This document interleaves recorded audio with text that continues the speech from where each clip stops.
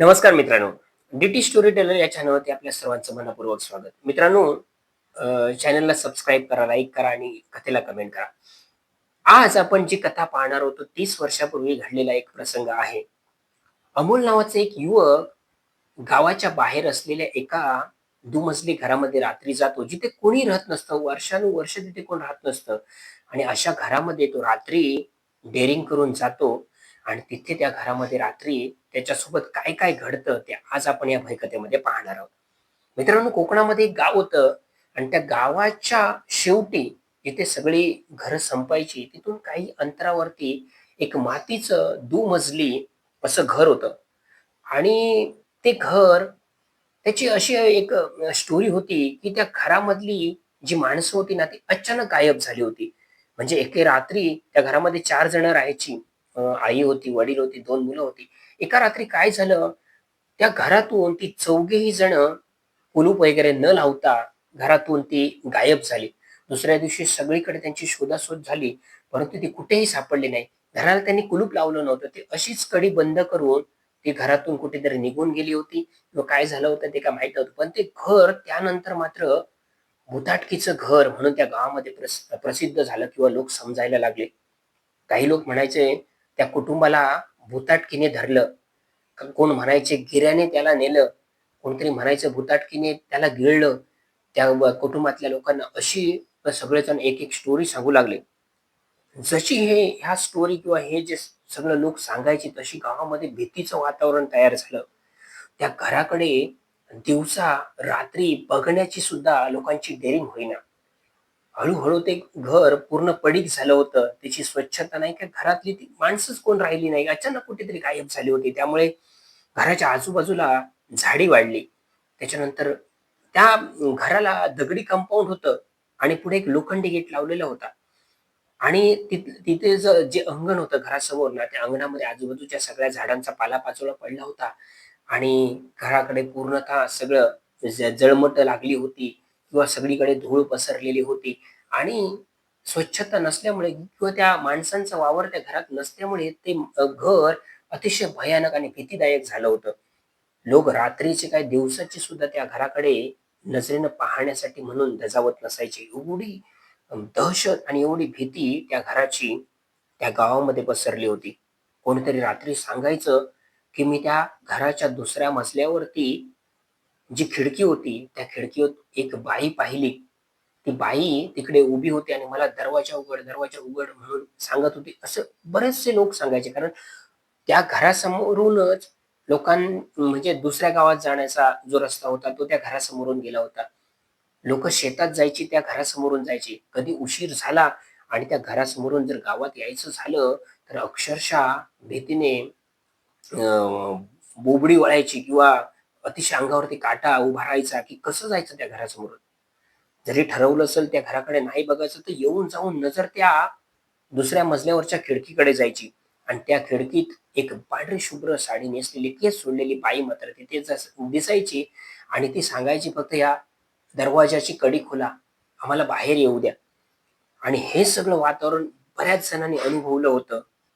गावामध्ये ही सगळीकडे चर्चा झाली होती आणि त्यामुळे अजूनच ते घर भयानक झालं होतं. आता ह्या सगळ्या वातावरणामध्ये एके दिवशी काय होतं कालांतराने, अमोल नावाचा युवक, त्याचं मूळ घर हे कोकणामध्ये असतं त्या गावी आणि त्याचं कुटुंब सगळं आई-वडील वगैरे मुंबईला राहत असतात नोकरीनिमित्त. आता 12वी ची परीक्षा झाल्यानंतर अमोल आई-वडिलांना सांगून गावी आजी-आजोबा राहत असतात. तिकडे तो येतो त्या गावामध्ये.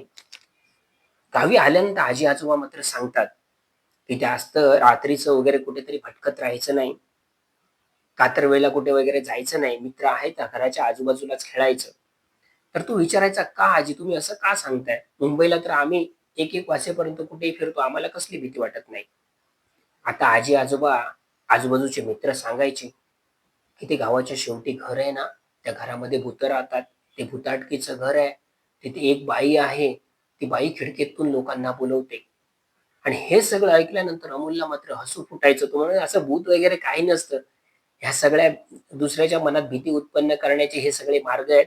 भूत वगैरे काही नसतं. मी एवढी वर्ष आम्ही मुंबईला राहतो. कधी नाही भूत पाहिलं आणि तुम्हाला गावातच बरी भूतं दिसायला येतात किंवा दिसतात तुम्हाला." असं तो खिल्ली उडवायचा. बरोबरचे त्याचे मित्र मात्र त्याला सांगू लागले, "अमोल असं नाहीये. त्या घरामध्ये खरोखरच भुताटकी आहे.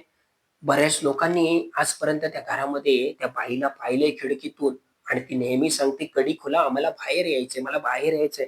आजपर्यंत कोणी कडी खोलली नाही म्हणून ती बाई आजपर्यंत खिडकीतच उभी आहे दुसऱ्या मजल्यावरती." आता अमोलला खूप हसायला येऊ लागलं. तो मित्रांना सांगतो, "मी तुम्हाला त्या घरामध्ये जाऊन दाखवतो. भूत आहे की नाही हे तुम्हाला त्यानंतर सगळं स्पष्ट होईल. मी रात्री तुम्ही सांगाल त्या वेळेला त्या घरामध्ये जाऊन दाखवतो. तुम्ही सांगाल ती वस्तू त्या घरातून आणून दाखवतो."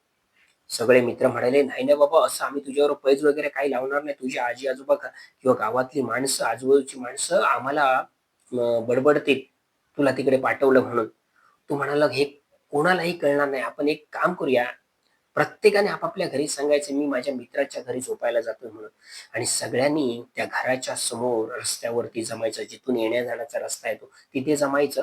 तुम्ही बाहेर रस्त्याच्या उभे राहा. मी तो लोखंडी गेट उघडून आतमध्ये जातो आणि त्यानंतर घराचा जो दरवाजा आहे तो उघडून आतमध्ये जाऊन एक अशी फेरी मारून त्या माळ्यावरनं पुन्हा खाली येऊन तुम्हाला दाखवतो."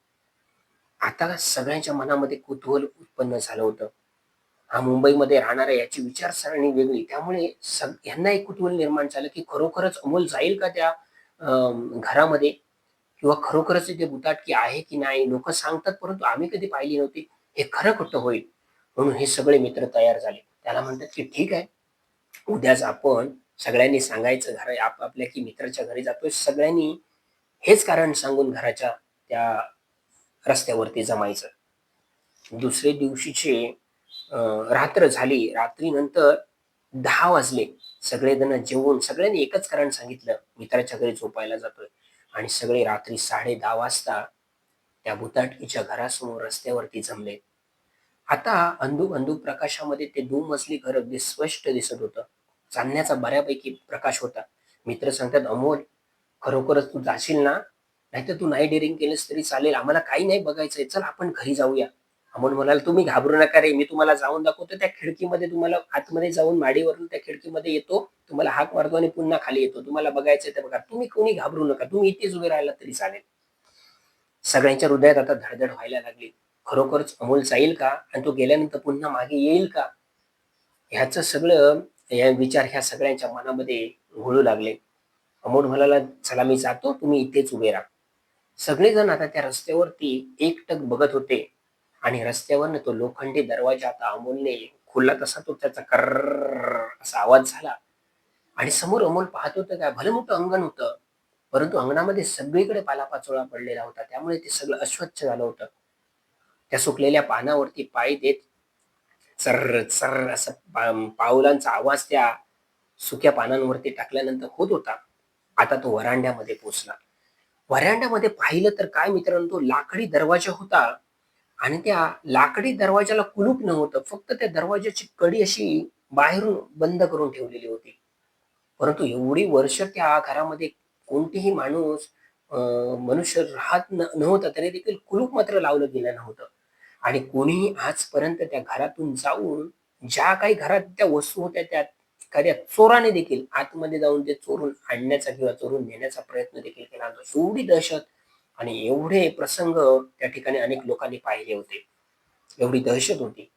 अमोलने आता ती कडी हळूच सरकवली आणि त्याने अगदी धीटपणे त्यानं पुन्हा एकदा पाठी वळून मित्रांकडे पाहिलं आणि त्याने तो दरवाजा उघडला. कर्रर्र असा दरवाजाचा आवाज झाला आणि दोन्ही दरवाजा त्याने बाजूला केले. आतमध्ये पाहिलं तर छपराला लावलेल्या काचेच्या भिंगेतून चंद्राचा चांदण्याचा प्रकाश त्यामध्ये पडत होता आतमधल्या हॉलमध्ये. आणि त्याने जिकडे-तिकडे पाहिलं तर काय वटवाघुळं आतमधल्या लाकडांना लोंबकळत होती. त्यानंतर कोळ्यांची जी जळमट होती ती सगळीकडे लोंबत होती आणि आतमध्ये सगळा धुळा पसरलेला होता. सगळं अस्वच्छ होतं. हे पाहून मात्र तो थोडासा घाबरला आणि याची जाणीव झाली, की बऱ्याच वर्षापासून या घरात कोण आलं नाहीये. म्हणजे नक्कीच हे घर भयानक आणि भीतीदायक जे सगळे सांगतायत, ते खरं असावं कदाचित. परंतु आपल्याला काय माहिती, आपल्याला माडीवर जायचंय आणि खिडकीतून त्या मित्रांना हाक मारायची, पुन्हा खाली यायचं. आता समोरच्या भिंतीवरती एक फोटोची फ्रेम त्याला दिसून आली. त्याच्यावरती तो पूर्ण धुळा साठला होता. त्याने आपल्या हाताच्या साहाय्याने ती फ्रेम पुसली. पुसल्यानंतर त्याला एक आई, वडील, एक मुलगी आणि एक छोटा मुलगा असं त्या फ्रेममध्ये दिसलं आणि त्याच्या मनामध्ये आलं, की हे कुटुंब कदाचित या घरामध्ये राहत असेल. परंतु अचानक एका रात्री या कुटुंबातली ही माणसं गेली तरी कुठे? बरीच लोकं सांगतात, की अचानक रातोरात या घरातली माणसं गायब झाली म्हणून. मित्रांनो, आता ती फ्रेम पुसून तो आता मागे वळणार होता आणि आता आतमधल्या असलेल्या त्या लाकडी जिन्यावरनं पहिल्या मजल्यावरती म्हणजे वरच्या मजल्यावरती जाणार होता. तेवढ्यात छन, छन, छन असा आवाज येऊ लागला. जसा आवाज आला तो माडीवरती चढायचा थांबला. त्याने पुन्हा एकदा कानोसा घेतला. हा पैंजणींचा आवाज नक्की येतोय कुठून? इकडे-तिकडे गोल फिरून पाहिलं, परंतु कोणीच दिसेना. मात्र तो पैंजणींचा आवाज मात्र आता छन, छन अगदी स्पष्टपणे कानावरती पडत होता. त्याने तिथल्या खोल्या होत्या ना, त्या खोल्यांमध्ये जाऊन वाकून पाहण्याचा प्रयत्न केला. आतमध्ये कोण तर नाहीये ना? लोकं सांगतात खरी कोण नाहीये, परंतु कोणतरी राहत असेल तर? सगळ्या खोल्यांमध्ये वाकून पाहिलं, परंतु तिथे कोणीच नव्हतं. आणि तो पैंजणांचा आवाज अचानकपणे बंद झाला. आता याने मनामध्ये ठरवलं, आता माडीवरती जायचं, माडीवरून खिडकीतून मित्रांना हात दाखवायचा. एवढ्यात तो माडीवरती चढणार, एवढ्यात त्या माडीवरनं त्या लाकडी जो जिना होता, लाकडीच त्या म्हणजे लाकडी फळ्यांच्या पायऱ्या बनवल्या. त्या पायऱ्यावरनं टक, टक, टक, टक असा आवाज करत कोणतरी खाली येतंय, असं याच्या कानावरती पडलं. तो जागच्या जागी थांबला. वरून कोण खाली येतंय? तो येणारा पैंजणांचा आवाज आणि आता कोणतरी माडीवरनं खाली येतोय आणि त्या पायऱ्यावरून चालणारा जो टक-टक आवाज आहे, तो मला येतो ना, कोणतरी पायरीवरनं खाली येतोय, असं त्याला जाणीव झाली आणि तो जागच्या जागी थांबला. जागच्या जागी थांबलेला असताना तिथे असा एक सोफा होता म्हणजे लाकडी जे जुने सोफे असायचे. आत्तासारखे नाही पण लाकडी तेव्हा सुताराकडे बनवून घ्यायचे ना लोक. तसं तो एक जिन्याच्या खाली असा एक सोफा बसवलेला होता भिंतीला टेकवून. त्या सोफ्यावरती जी माणसं फोटोमध्ये पाहिलेली ती त्या सोफ्यावरती लाईनीमध्ये बसली होती. आई, वडील, एक छोटा मुलगा आणि मुलगी चौघंही त्याला बसलेली दिसली आणि त्यांचे देखील चेहरे असे धुळीने माखले होते. परंतु डोळ्यांची हालचाल मात्र होत होती. हे सगळं पाहिलं आणि याच्या हृदयामध्ये धस्स झालं. आणि हा पाहिलेला प्रकार आत्ता तर या सोफ्यावरती कोणी नव्हतं. सगळं घरामध्ये फिरून आलं, प्रत्येक खोली फिरून आलं, कोणी नव्हतं. परंतु आता त्या सोफ्यावरती कोणतरी ही चौघीजण जी मी फ्रेममध्ये, फोटोमध्ये पाहिली होती ती बसलेली आहे. आता मात्र ह्याला कळलं, की ह्या घरात 100% भुताटकी आहे. आता तो वळला. आता शहाणपणा करून चालणार नाही. आपण आता घरातून बाहेर गेलं पाहिजे. आता शहाणपणा केला तर जीवाशी येईल, किंवा अंगाशी येईल हे त्याला कळलं होतं. तो फिरून त्या दरवाजातून पुन्हा बाहेर पडणार तेवढ्यात तो दरवाजा खडक झाला आणि बंद झाला. हा दरवाजाची कडी होती ती ओढण्याचा प्रयत्न करतोय, साखळी ओढण्याचा प्रयत्न करतोय दरवाजा उघडण्यासाठी म्हणून. परंतु दरवाजा मात्र उघडत नव्हता. आता तो पूर्णतः बंद झाला होता. बाहेरून कदाचित कडी घातली असावी कोणीतरी, असा तो एवढा दरवाजा बंद झाला होता. हा तापटतोय दरवाजावरती हात मारतोय आणि मित्रांना हाक मारतो, "अरे मला बाहेर काढा, अरे मला बाहेर काढा." परंतु त्याचा आतमधला आवाज बाहेरच्या रस्त्यावरती उभे राहिलेल्या मित्रांना मात्र येत नव्हता. आता ही चौघही सोफ्यावरती बसलेली चौघेही जण त्या कुटुंबातल्या व्यक्ती जोरजोरात हसत होत्या, जोरजोरात हसत होत्या. आमची परीक्षा घेणार, आम्हाला पाहणार येऊन या घरामध्ये. अरे आजपर्यंत कोणी डेअरिंग केली नाही या घरामध्ये येण्याची आणि तू येऊन या घरामध्ये पैज लावून ती जिंकून दाखवणार काय? आता आम्ही तुला बाहेर नाही जायला देणार. तुला आम्ही आता आमच्या सोबत घेऊन जाणार असं म्हणून ती जोरजोरात हसू लागली, जोरजोरात हसू लागली. आता हा पूर्णतः घाबरला, घामाघूम झाला होता. हातपाय थरथरायला लागले. काय करावं हे त्याला करावं हे कळेना. त्याने एक विचार केला, माडीवरती जायचं आणि माडीवरनं छपरावरनं कुठेतरी उडी मारून बाहेर जाता येतं का हे पाहायचं. यासाठी तो आता माडीवरनं धावतोय, धावतोय. त्यातला एक जो त्या फॅमिलीमधला जो माणूस होता त्याने त्याच्या पायाला घट्टपणे पकडलं आणि ओढून धरलंय. अमोलने पाहिलं तर त्या कुटुंबातला तो पुरुष व्यक्ती होता. त्याने त्याच्या पायाला पकडलं होतं आणि अमोल जोरदार खेचण्याचा प्रयत्न करतोय जेणेकरून माडीवरनं वरच्या मजल्यावरती जावं आणि तिथून छपरावरनं खाली कुठेतरी उडी मारून आपल्याला जाता येतं का हे पाहावं. आता तो जोरदार रडू लागला होता. त्या जिन्याच्या त्या लाकडी रेलिंगला त्याने घट्ट पकडलं होतं, गजाला घट्ट पकडलं होतं आणि तो माणूस मात्र त्याला एका हाताने जोरदार खेचत होता. अमोल सांगतोय, "मला माफ करा. मी पुन्हा कधी तुमच्या घरामध्ये येणार नाही. मला एकदा माफ करा. मी आता पुन्हा येणार नाही." परंतु तो सगळी जी कुटुंबातली ती माणसं होती सोफ्यावरती बसलेली आणि तो पायाला पकडलेला माणूस जोरदार हसत होती. आमच्या घरामध्ये येणार काय तू? असं आणि जोरजोरात हसत होती. आता कसाबसा हा पाय याने फिरवला आणि तो कसा बसा त्याच्या तावडीतून त्याच्या हातातून त्याने पाय सोडवला आणि तो धावत सुटला त्या जिन्यावरनं तो वरच्या मजल्यावरती पोहोचला. मजल्यावरती पोहोचल्यानंतर समोरच एक खिडकी होती. त्या खिडकीतून त्याने मित्रांना हात दाखवला, की "अरे मला वाचवा, वाचवा, वाचवा." मित्रांनी आता त्याच्याकडे पाहिलं, तर हा सांगतोय, "वाचवा, वाचवा." सगळ्यांना आता वाटलं तो घरात गेला. घरातून आता माडीवरती गेला म्हणजे त्याने सगळं सिद्ध केलं, की त्या घरामध्ये भुताटकी नाही किंवा कोण नाहीये आणि आता तो काहीतरी नाटक करतोय किंवा ॲक्टिंग करतोय वाचवा, वाचवा म्हणून. म्हणून सगळे मित्र अवाक झाले होते आणि सगळ्यांनी ते ह्या शॉकमध्ये होते, की अरे खरोखरच त्याने घरामध्ये जाऊन दाखवलं, पण भुताटकीने त्याच्यासोबत काहीच केलं नाही. आता तो खिडकीतून उभा राहून मित्रांना जोरदार हाक मारतोय, "अरे मला वाचवा, वाचवा, दरवाजा उघडा, खाली येऊन दरवाजा उघडा." परंतु सगळेजण त्याच्याकडे पाहत होते. त्या सगळ्यांना वाटतं, की हा ॲक्टिंग करतोय. परंतु तो खरोखरच त्यांच्याकडे मदतीची अपेक्षा करत होता आणि त्यांना ते दरवाजा उघडण्यासाठी म्हणून सांगत होता. आता अमोलने पाहिलं तर ती छपरावरनं खाली उडी मारण्यासाठी उंची भरपूर होती. आता त्याला काही कळेना इथून जर आपण खाली उडी मारली तर आपला हात-पाय नक्कीच मोडेल आणि नाहीतर आपला जीव जाईल एखाद्या वेळी म्हणून त्याची डेअरिंग नव्हती छपरावरनं खाली उडी मारण्याची. उंची जवळ-जवळ 17-18 फूट उंची असेल. मित्रांनो हा आता आपल्या मित्रांना साथ घालतोय पण ते कोणीही दाद देत नव्हते. आता मात्र ती सगळी कुटुंबातली माणसं एक-एक करून त्या जिन्यावरनं वरती आली आणि अक्षरशः त्यांनी अमोलला खेचत, खेचत, खेचत, खेचत तो इकडे-तिकडे धरण्याचा प्रयत्न करतोय, पण त्याला कुठेच त्यांनी धरायला दिलं नाही. त्याला ओढत, ओढत त्या जिन्यावरनं अगदी घसटत, घसटत खालीपर्यंत ओढत, ओढत आणलं. तो क्षमायाचना करतोय, परंतु ती कुटुंबातली माणसं मात्र जराही त्याच्या बाबतीमध्ये दयामाया दाखवत नव्हती. त्यांनी अक्षरशः त्याला आणून म्हणजे एवढं हैराण केलं. त्याला त्याच्या बाबतीमध्ये तो सुटून जाण्याचा प्रयत्न करत होता. कधी तो खिडकीतून जाण्याचा प्रयत्न करत होता, कधी तो दरवाजा उघडून बाहेर पडण्याचा प्रयत्न करत होता. परंतु त्याने त्याला कुठेच जाऊ दिलं नाही, कुठेच जाऊ दिलं नाही आणि आता मात्र सगळीकडे शांतता पसरली. जशी शांतता पसरली तशी बाहेर कुत्र्यांचं जोरदार भुंकणं सुरू झालं. या मित्रांना काही कळेना, की आता तर अमोल त्या खिडकीमध्ये उभा होता आणि तो आम्हाला हात दाखवत होता. काहीतरी आमच्याशी बोलत होता. आता तो बाहेर येईल, आता तो बाहेर येईल, तो बाहेर येत नव्हता. 10 मिनिटं झाली, 15 मिनिटं झाली, 20 मिनिटं झाली, 25 मिनिटं झाली, परंतु अमोल काही दरवाजा उघडून बाहेर येत नव्हता. आता मात्र यांना एवढं कळलं, की अमोलने जाताना दरवाजा बंद केला होता, त्यानंतर दरवाजा बंद झालाय. जर त्याला यायचं असेल, तर तो दरवाजा उघडून बाहेर आला असता.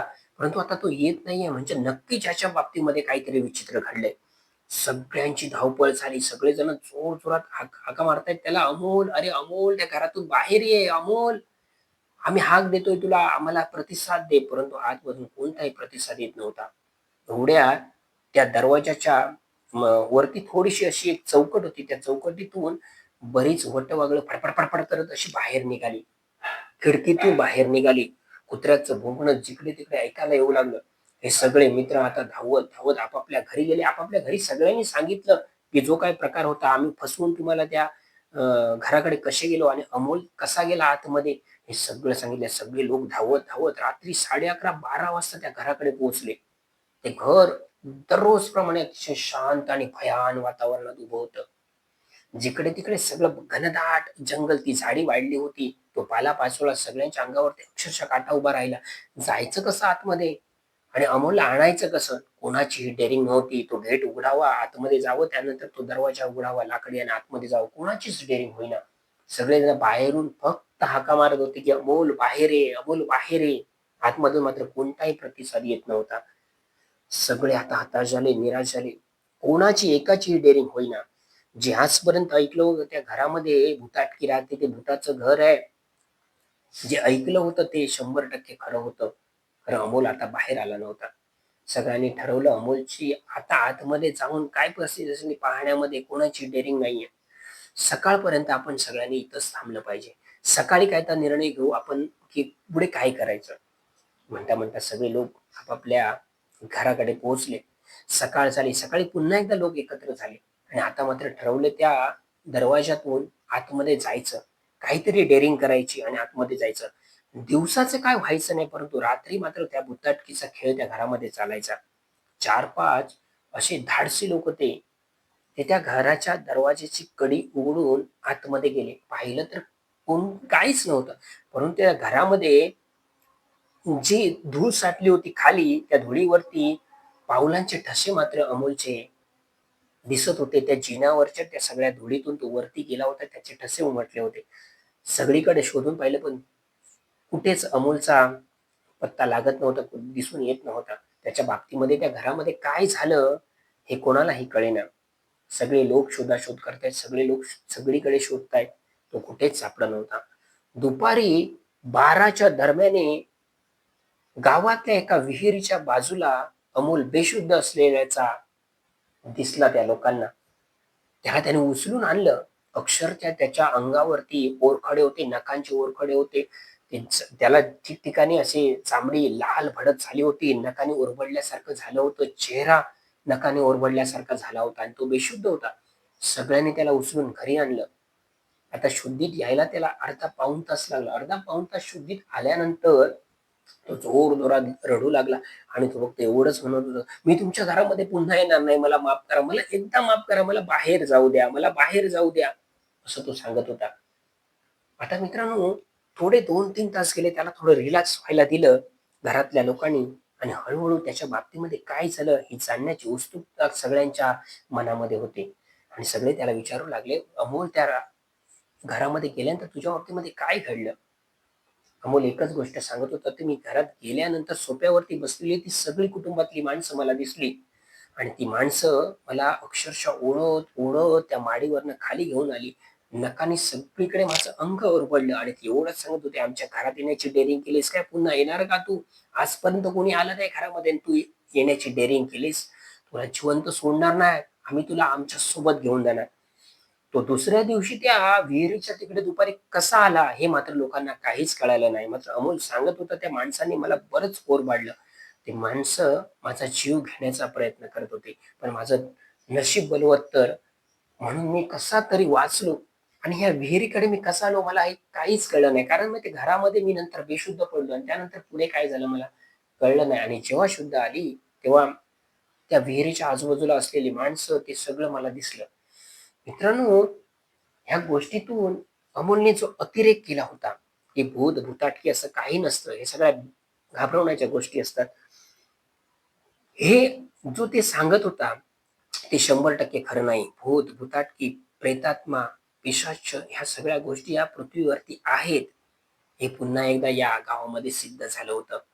आणि त्या गावानंतर पुन्हा एकदा त्या जी घराची दहशत होती, भुताटकीचं जे घर म्हणून प्रसिद्ध झालं होतं, त्याच्यामध्ये असलेली भुताटकी जी 100% आहे, जी अनुभवली होती अमोलने आणि तो प्रसंग त्यांनी त्याच्या तोंडून ऐकला होता. त्यानंतर आणखी त्या गावामध्ये एक भयान अशी शांतता पसरली.